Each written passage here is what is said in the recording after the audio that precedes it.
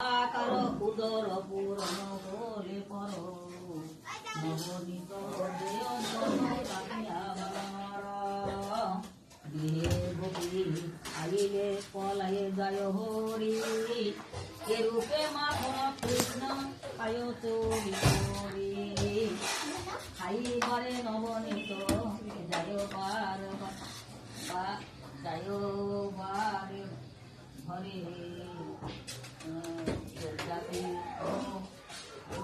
কিংবা আকি ধরে পলাইতে নাই পলাইতে না পারি মলিন করে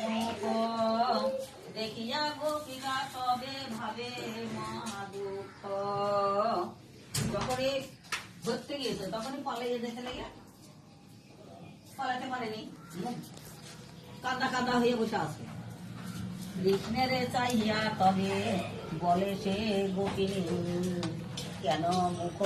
মলিন করিলে নীলমণি ক্ষীর সর খাও তাহা কহিবারে পারি মলিন বদন তব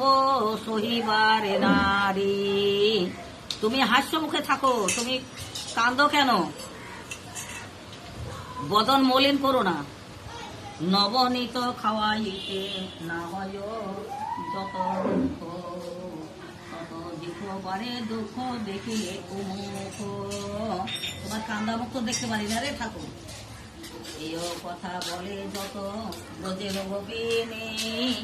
হাস্য করি পলাইয়া যায় নীলমণি তখন উঠে মিষ্টি মিষ্টি হাসে দৌড়িয়ে পালিয়ে চলে যায় কারো ভাণ্ড ভাঙ্গে কারো বক্স দেয় ছাড়ি এই মতো দৌড়াত মাঝে করে বাড়ি বাড়ি নবনীত খেয়ে ভাণ্ড ভাঙ্গি দেয় শেষে তথাপিও গোপী গণ কবু নাহি রোষে গোপিকাদের রাগ হয় না দেখলে পরে আরো আনন্দ বাড়ে একদিন যশোমতী নবনী তুলসী নীরবে নিকটে কৃষ্ণ দাঁড়াইয়া আছে ওর মা একদিন যায় নবনী তুলছে আর এই এক কোনাতে চুপ করে দাঁড়িয়ে আছে সেও কালে তথায় এলো যতে গোপিনী ক্রোধ করি বলে ও গো শুনো নন্দরানী বসিয়াছে তব কাছে যেন কত শান্ত ব্রজেতে না দেখি ওর সমান দুরন্ত চুপ করে বসে আছে দেখে মনে হচ্ছে কত শান্ত